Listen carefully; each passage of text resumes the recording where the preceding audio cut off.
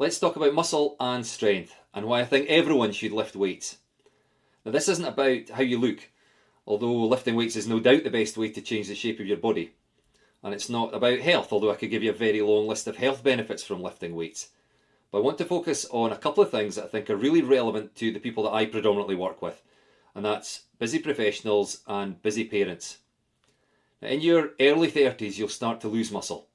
Around about half a pound a year, which doesn't sound like very much, but that's £5 every decade, and you lose strength and power even more quickly than that.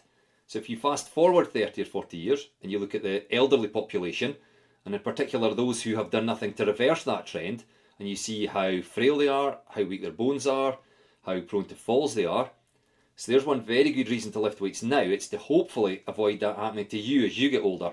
It's to maintain your muscle mass, maintain your strength, and hopefully retain your independence in your later years. But I get that that's probably way too far in the future for most of you to worry about. We're not wired to think about things that far ahead. So let's rewind to the here and now. And there are people, maybe in their 30s, but certainly 40s and 50s, who are living their life with limits. And that could be someone who loved to play sport, but they're no longer able to take part, or they're not as competitive as they would like to be, because they're either in pain or their body just doesn't work like it used to.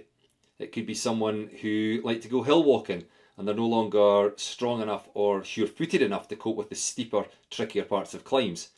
Or it could be parents, and you see this all the time on family days out at trampolines, climbing walls, obstacle courses. It's parents who would love to join in with their kids, but they can't because they know their body would let them down. Now, a big part of the solution is to get stronger. When we're strong, we're more capable, and we're more confident in what our body can do. Now, I'll record a series of videos which go into more detail on how to set up a strength training program, which exercises to choose, how many days per week to train, sets, repetitions, all that sort of stuff. But for now, I think the key takeaway is that if you want to live your life without limits, to be able to do all those things I spoke about, play sport, enjoy outdoor activities, keep up with your kids or your grandkids, regardless of age, you've got to be strong.